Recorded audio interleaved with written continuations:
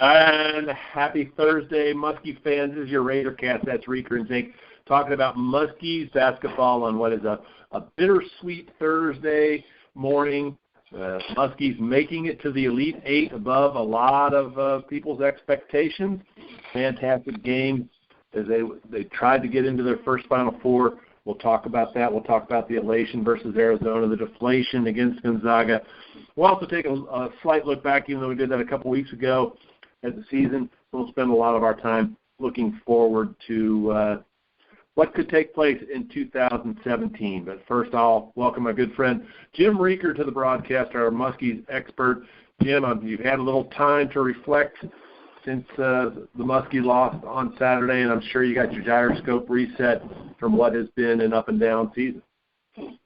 Yeah, and again, you use the word bittersweet, or maybe better said sweet bitter, because all the adversity and we've talked about through the year, you have to be happy as a Muskie fan. The way they finished the season, making it again to the third Elite Eight in school history as far as any team's gone in the NCAA, and kind of makes up for last year when they had that highly seeded team, had a number 2 seed that many were thinking might make it to the Final Four. In fact, they kept talking about on the broadcast, I believe it was on Saturday, how last year many people were thinking Xavier might be a national champion contender, and I guess that was true. You know, they went round for round with Villanova in the Big East, and Villanova, of course, did win it last year. So, you know, things continue on that path that Xavier started about 30 years ago, moving toward a national power, and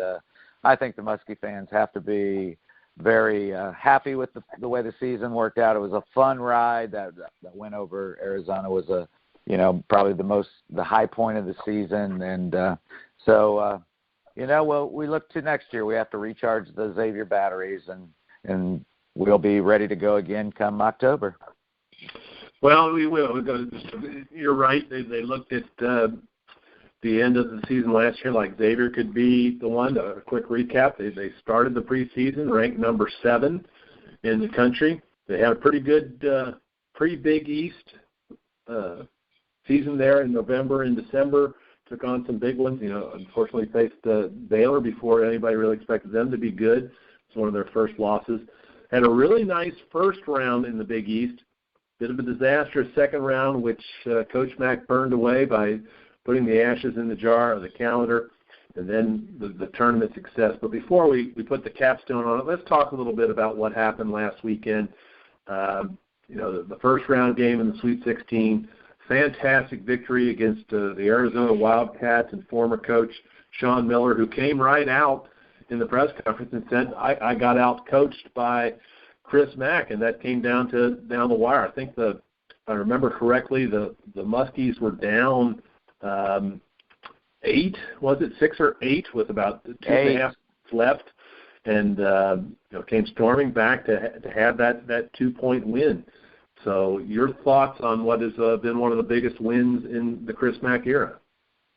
Well, again, and you touched on it. You hit right on what I was going to talk about. That where will that win rank? And it's got to be right up there, at least in the top 5, probably in Xavier history. Some may even say it is the biggest victory in Xavier history, having a big win over a power team that was ranked very, very high, Pac-12 champions. I think they were tied for regular season and won the tournament, correct? You covered the Pac-12. Isn't that where they finished? The tournament. Mm-hmm.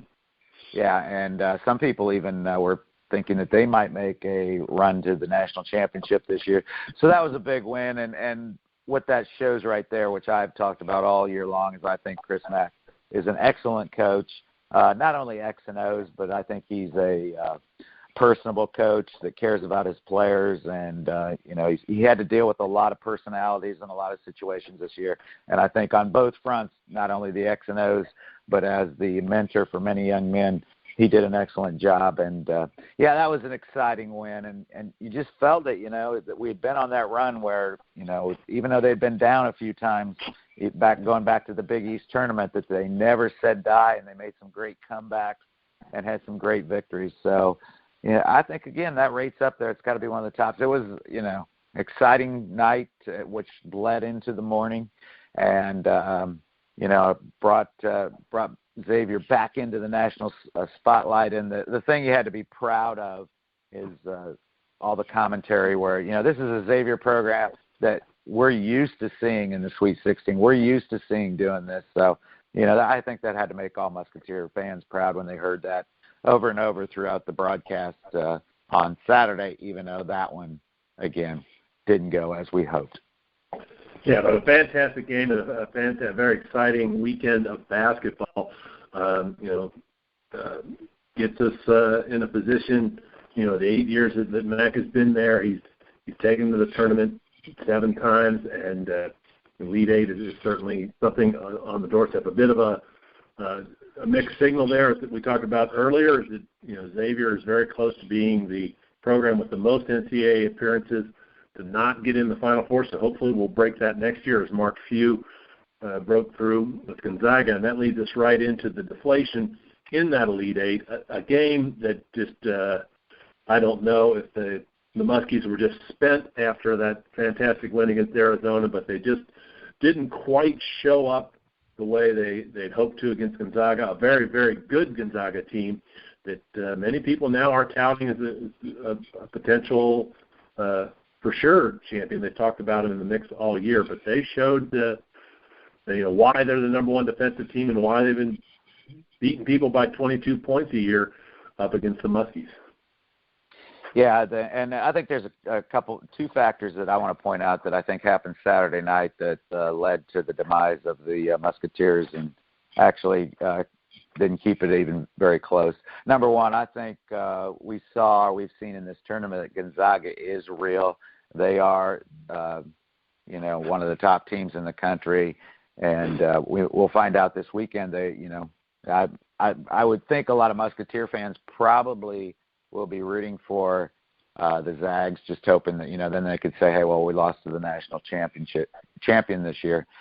I think and I know it's all done for TV, but I think the Musketeers were really put into a bad situation because remember, and I'm going East Coast times, that game on Thursday night ended about 1 o'clock, and then they had to turn around and they had the early game at about 6 o'clock on Saturday. Obviously that's less than a 48-hour turnaround there. So I think physically they probably had to be spent. They put in a lot of, and of course, remember, we're only playing 8 deep at this point in the season. So I think physically, probably mentally, emotionally, they were the story there for that short period of time after that big victory. And, they're 18 to 22-year-old kids. I think they were probably running on adrenaline, and that just wasn't going to be enough to carry them through against a team of Gonzaga's nature. And Gonzaga, you have to give them kudos. They played a great game. They were hitting their shots. The Goss, the guard, he had one of his best games of the tournament. So it just wasn't to be, and it was very apparent, to me anyway, early on that I think that the Magic had run its course, and it was over. But again, it was a great ride. Well, at least it wasn't the heartbreak of the last-second shot that they had to face in 2016 against Wisconsin. They were able to get through. And we'll just have to wait and see some good basketball this weekend. And we look forward to basketball in 2017. And this is, fans, we thank you. This will be our last show until we get to there. But there's lots of question marks. Of course, Edmund Summer announced earlier this week that he is going to go into the NBA draft. We're waiting for a decision from Trevon Lewis. But before we get to those guys, we've got to reflect back that this time last year, there were 2 guys that they thought were going to be in the starting lineup that really weren't a factor, Jalen Reynolds and Miles Davis. So the Muskies were able to recover from the loss of players that they expected that they have. But that brings us to some of the key losses that they expected, which were, Gadsden's going to leave, Bernard's going to leave. They're out of eligibility, both transfers that came in to help the program. They've got a fantastic recruiting class. But, with Sumner leaving and those 2, those are key losses. Who's going to be the hardest to replace, and who is going to end up replacing him? Well, we've talked about they have a great recruiting class coming in, one of the top 10 recruiting classes in the country and the best recruiting class as far as their ranking in Xavier history. So there's, the 5 true freshmen coming in. We don't know how those will play out. They're all highly regarded. 4 of them are 4 stars. The big man, Contravious Jones from Georgia, which I've decided I'm going to use his nickname from now on because Contravious is kind of too long. So they call him, I guess, the Big K. He's a 3-star. So we're going to have a lot of new faces to choose from. And, of course, we have and I think this might be their biggest pickup is Brady Ernst, the young man who was injured originally when he went to Ohio State and went the JUCO route. And he's a little bit older and I think a little more experienced. Has played at the JUCO level, actually had a few games with the Cyclones before he redshirted his freshman year. I think he's going to be a key contributor just because of his experience having played some games at the next level. So it's going to be fun. You hate to see someone like Sumner and Blewett go. Sumner definitely is gone. And I just read a story. This really makes sense to me now. I thought if you'd asked me Saturday night, I would have told you I thought Edmond would be back just because I thought he would try to come back, rehab, and improve his stock with the NBA. But he said if he knew he would be back by November, December next year, he said I would definitely be in a Xavier uniform. But nobody can assure him right now that his rehab will go that quickly. And he said he's been told that he may not be back fully into basketball mode until maybe March of next year. So that had a lot to do with his decision. And I think he's going to go on being judged on his stock before his injury and see if one of the NBA teams will take a chance on him, which I think somebody probably will. If not, if he doesn't get drafted, I think somebody will pick him up as a free agent, probably put him on a D-League roster and hope that he gets fully recovered. But he showed that he's got some great skills before his injury. So I kind of understand that decision by Edmond now. Trayvon, he kicked the tires, as I said last year. He did the thing that the NCAA now allows, tried out with worked out with a few NBA teams, put his name in for the draft, but did not hire an agent.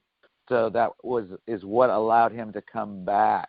It will be interesting. I don't get a real good feel on Trayvon, what he'll do. He could think, Trayvon, just to be honest, he was very up and down throughout the year. Of course, part of that was his injury, but even without injury, he had some games where he did not perform at the highest level. I remember one game he didn't score. One game he only had 2 points, and again, we're not sure how much he was recovered from that injuries, but he didn't have a great night against Gonzaga either. So I'm not quite sure which way that'll go. He would be a great leader if he came back for his 4th year, and so maybe he'll try to improve his stock. Maybe he'll do what he did again, go to some NBA tryouts and see where he thinks he's going to be. But even if he does decide to leave, he's been a great Musketeer, and we wish him all the luck. But we'll see how that one goes. That's to remain to be seen. And I don't even know sure if Trayvon knows where he'll be next year. Well, Jeff Borzella from ESPN is projecting that he will leave. But he thought Sumner would return. So his 5 for next year. Starting 5 was going to be Sumner, Scruggs, Makura, Gates, and O'Mara. But now that Edmond has declared for the draft, are we looking at the fact that it might be Quentin Gooden's and J.P. Makura's team to run, or with Scruggs being in there, one of the top recruits, as well as Najee Marshall coming up, is there going to be some competition for what's going on there to be the one that sets the tempo like Sumner and Blewett did from the guard position? I believe it'll be definitely J.P. Makura's team. Quentin Gooden, remember, he's only going to be a sophomore. A name you're leaving out here was a great development during the NCAA is Sean O'Mara. I think Sean O'Mara is a great leader, and I look forward to him carrying on the corner he turned about near the end of this year. It's kind of what we expect at the beginning of the year. If you remember, he was starting at the beginning of the year, didn't quite develop as we thought he would, spent some time on the bench, and then we went into the three-man rotation as the season went on. And, of course, but his development, if he could continue what he did in the NCAA next year and become a major part of this team and their inside presence, I think that'll be a good thing. You talk about these freshmen now, and Paul Scruggs is probably maybe the highest regarded, ranked recruit in Xavier history. In fact, some people believe he may be the first Xavier one and done.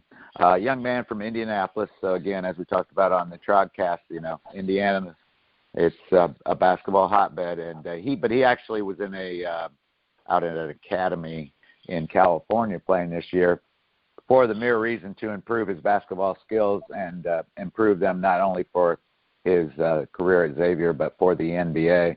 That is, he's made that apparent that is his goal. But it'll be interesting to see.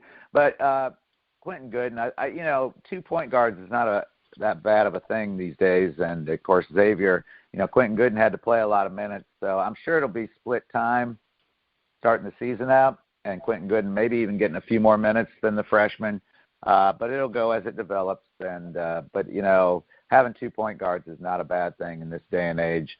And having a deep bench as they're going to have next year compared to this year, I don't think it's a bad thing. But you know how it is, freshmen. You get high school basketball and then the speed of the game with college basketball. You never know quite how they're going to develop. Although again, with Paul Scruggs, he's played at an elite AAU level, so he has some skills that the Xavier Musketeers will be, as fans, will be looking forward to. Well, they're certainly going to have a wealth of people that can handle the ball and shoot the ball. Even with Ritter and Harden, Jared Ritter and Elias Harden, who are two of their recruits coming through, and are fantastic people as well. And you mentioned something. I was just talking about the guards before, which is why I didn't mean to slight Sean there, because we're looking at the other side. And you've mentioned many times the trident there, the triumvirate of Gates, O'Mara, and Tyreek Jones, and trying to figure out who was going to work. But down the stretch, that was one of the positives of the injuries in that rough February, is all three of those guys got major time, and all three of them matured massively going into that Elite Eight run, which is another sign that even though we're going to lose a couple of key big men in Bernard and Gaston, who've been the leaders underneath, you've got those guys coming back with a couple of nice recruits, like you say, Contrevious, who I got to go with Contrevious, like Sindarius Thornwell. Great name, hard to pronounce. But so the point guards, a wealth of things to do that cornucopia, and you also got some good big men coming up underneath. Yeah, and you mentioned Gates, and remember there were, he didn't quite live up to expectations this year until the end of the season again. But of course, remember he missed I think it was about 6 or 8 games there to start the season with his knee injury. So and let's thank Rasheed Gaston and Malcolm Bernard. They came to Xavier really for the mere reason that they wanted to be part of the big dance, the NCAA, and experience all that has. And it looked pretty bleak there at the end of the season. Like, we might not even make the tournament. These guys came here playing the NCAA, and Xavier might be playing in the NIT. And Malcolm Bernard, he memories for a lifetime, I'm sure. That run in the NCAA tournament, and he really helped them out. He was a key player there at the end. He had to figure out how he fit into this team, but once he did, he's a great personality out there. I think a great leader, even though he was a transfer graduate student. And Rasheed Gaston didn't quite maybe play up to the expectations, but the positive I take from Rashid is I never saw him get down about that. You know, sometimes there was a couple games late in the season where he only played a few minutes. Of course, a lot of that sometimes was because he got in foul trouble. And then Mac kind of went into where he played those three, and then sometimes in the second half he played the two that performed best in the first half, and sometimes Rashid was the odd man out in that scheme. But again, he was so positive. I never saw him have a negative reaction when he was taken out of the game, and always when he was pictured on the bench, he was always rooting his team on again. So, you know, as Xavier fans, I think we just got to say thank you to those two young men for coming and giving us the best year of their college basketball careers, and thank you, and I'm glad we could have a special run that they could be part of. Yeah, well, all those young men, as they go on, you're never sure what's going to happen next.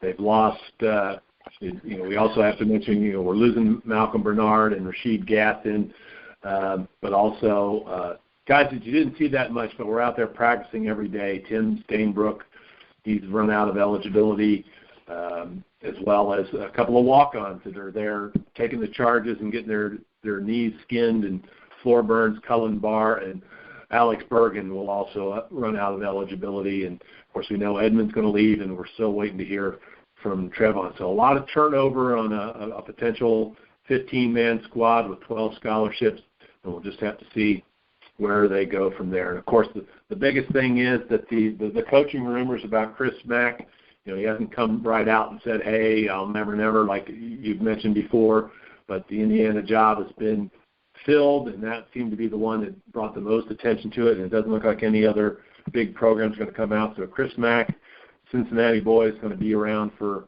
at least another year, and I'm sure those rumors will continue as long as he has Xavier playing at the level that they're playing. Yeah, and lots of things. You mentioned Chris Mack, and I just looked this morning. He's less than 20 games away from becoming the winningest coach, or with a coach with the most wins anyway. He's going to pass probably Pete Gillen. I think he's 16, 18 wins away from that. And, of course, as Musketeer fans, we're saying 20-game winning season next year is definitely in the cards. But a lot of major developments, they're going to renovate the Cintas Center a little bit, add a little bit more capacity, I think, in the end, although they're taking a few seats out of the lower bowl, but they're adding I don't know what they're going to call it. I've seen it referred to as the porch, the overhang. It's going to be above the student section down on the glass-encased upper level of the Cintas Center. So that's going to happen. Going to be some other upgrades to the Cintas Center. So that's very good. You got to be positive about the Big East. The Big East, again, when they reorganized and Xavier came in, a lot of people, in fact, I think you might be one of them, said, is the Big East really what the Big East was? Well, they got the name, great marketing move on their part. They got the tournament still in Madison Square Garden, great marketing move on the new Big East. Give them kudos there. But they have established themselves with last year, of course, the Villanova Wildcats winning the national championship out of the Big East. And, of course, not going to be a championship for a Big East team this year, but 7 out of the 10 teams made the big dance this year. So I think the Big East has already established himself as a power conference in basketball, and Xavier's a part of that, and those are great developments. And I think really the thing I'm looking forward to, the next big milestones, I think, is the Musketeers bringing home either a regular season or tournament championship out of the Big East. No Big East trophies in that trophy case yet, but I think that's something that is a next step for the program. And, again, things are, everything's good moving forward. Definitely. You talk about the Big East, lots of things going on there, and Nova's had a stranglehold on that championship trophy since they inaugurated the new Big East, and like you say, 7 teams make it. And the teams, the 3 that didn't make it, big move, as we talked about on our Trogcast, with Georgetown letting go John Thompson III. Chris Mullen is, some people say he's not working fast enough. I think he's making good progress there at St. John's, and Coach Leto at DePaul, who knows what's going to happen with 7 teams in there, strong squad. And like you, I like the fact that they play the full double round robin, and we'll be talking about all that. If next year's version of the Razor Cast, should we be so lucky to be asked back to do this, and it fits with our schedules, we just want to congratulate all the Muskies and Chris Mack, what Coach is talking about. And Chris Mack right now sitting at 186. Just to clarify that, he is 16 wins from tying Pete Gillen, though Pete Gillen did have a slightly better winning percentage at 729 versus Max 627. But as Jim just mentioned, there was a little bit of a difference between competing in the Midwest Collegiate Conference and this version of the Big East, or even the Atlantic 10, where Chris Mack spent his first 4 years coaching. So what else have you got to say? You seem to have wrapped it up there with your thoughts on this year's squad. We'll let you do your Lieutenant Columbo one last thing, or we can just move on to our trivia and tidbits. Yeah, again, just remember, Xavier fans, this whole plan and dream started about 30 years ago, and we've moved steadily, as a story about, I believe it was Father Hoff, in his last living days, he was visited by Sean Miller, and they were talking about, and actually I believe Father Hoff could not even speak at that point. He was very near death. Sean Miller was talking about the Xavier program, and the gleam in Father Hoff's eyes, the pride, because this was a big thing that he was behind and a supporter of. And he just took his hand and he made the motion of an airplane going up into the air, just saying that we just keep going higher and higher and higher, and the sky is the limit for this program. So, again, as a Xavier fan, very, very proud of the program. Had their ups and downs this season, as they have for the last 30 years, but of course the goal remains the same, that national championship one day that we all hope that we see, and hopefully I hope to attend if it happens, but you know how that is. We'll see when it happens and if I'm able to go. So with that's great year, and we look forward to it next year. Again, want to say thanks to Mike Goodpaster and the Grueling Truth Network for allowing us to do this year, and hopefully we'll be back next year. So you want your trivia question? You've almost become addicted to this trivia question. You couldn't have a good day without it, could you?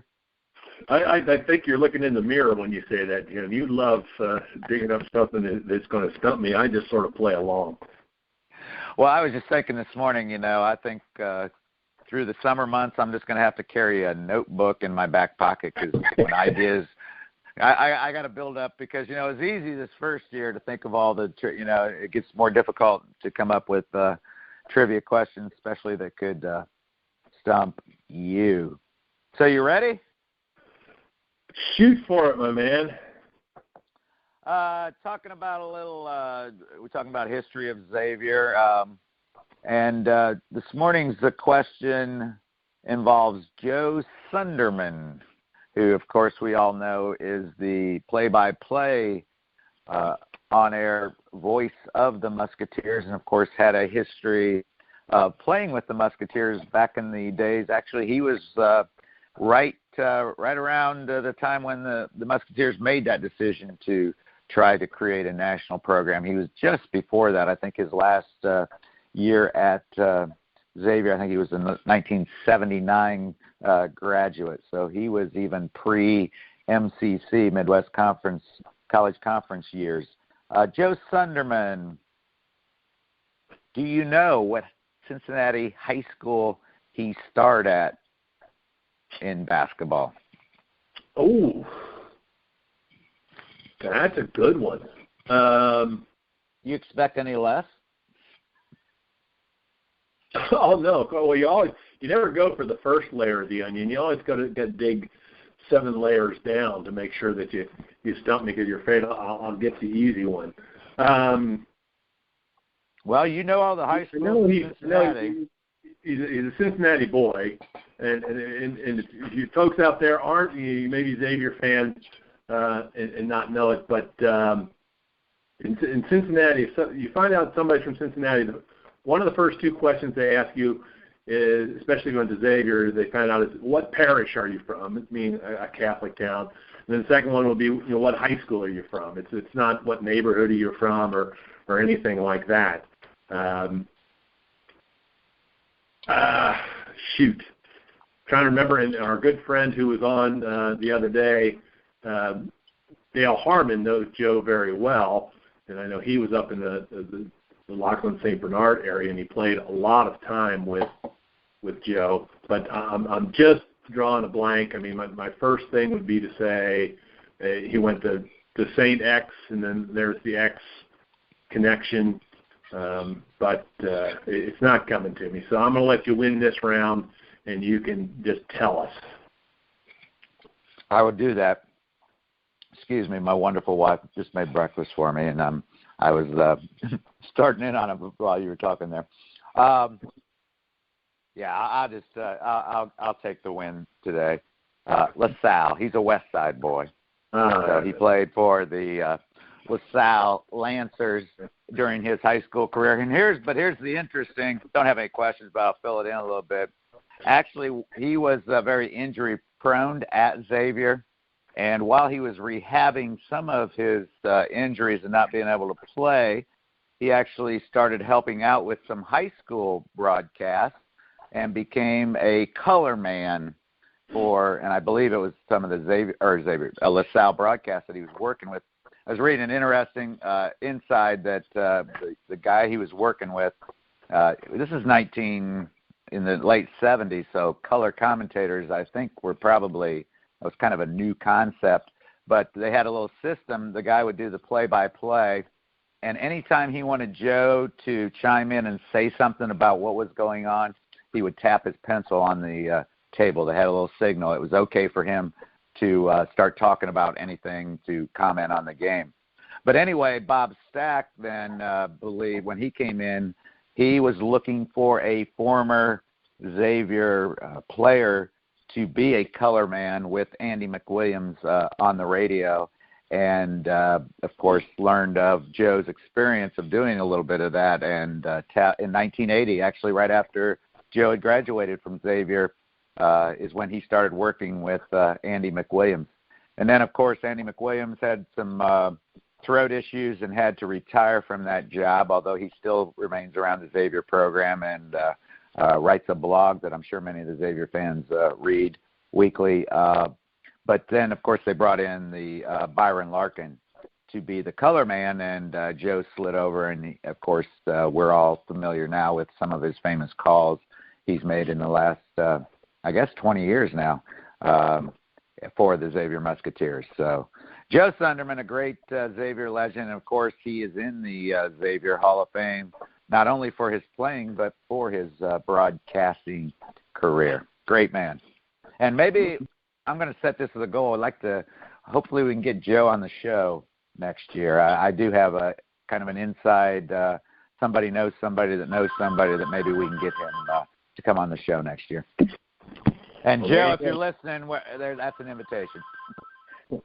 Jimmy the Reek with all of his connections. That's why he's got all the great inside there. Sounds a lot like somebody I know, somebody who started doing local high school color commentary and now is branched out into doing play-by-play and such. Maybe we're going to hear Jimmy the Reek someday on Muskie's broadcast. But, yeah, we welcome anybody that knows somebody at the Xavier program. Should we be invited back to continue our Razor cast for the 2017 season, we would be more than grateful with any connections and get them on. Had a great time with the couple of guests that we had. We'll end up with just a couple of quick things. Today in history, the pencil in 1858, the pencil with the built-in eraser was patented. I just bring that up because that came very handy for me with all those bracket changes I had to make.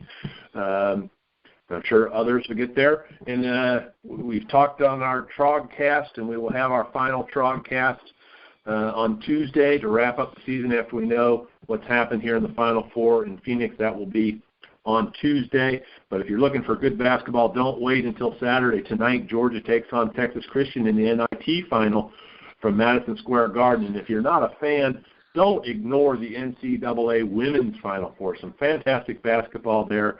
Stanford's going to take on South Carolina at 7:30 tomorrow. That'll be followed by UConn versus Mississippi State with the final on Sunday from Dallas. Like Jim, I'd like to thank Mike Goodpasture for the things that he's allowed us to do on these casts. I'd like to thank my good friend Jim Reaker for asking me to join him. He's the one that got the invite, and I think we both have to thank his son, my nephew, by friendship, the Billiken out of St. Louis. Austin, thanks for finding that article and sending it to your father. He saw the article about these broadcasts and needing something for Muskie basketball, sent it to his dad, said this would be perfect for you, and he was right. And thanks to both of them for letting me come along for the ride. We'd like to thank all the fans that put up with our ramblings from week to week. We hope you found them entertaining. And as we get ready to leave, we'll just remind you that the first game of the 2017-18 season is less than 8 months away. So enjoy spring. Monday, opening day for the Cincinnati Reds. We'll move on to baseball season. But in the meantime, Jim, you want to send us off with your typical send-off phrase?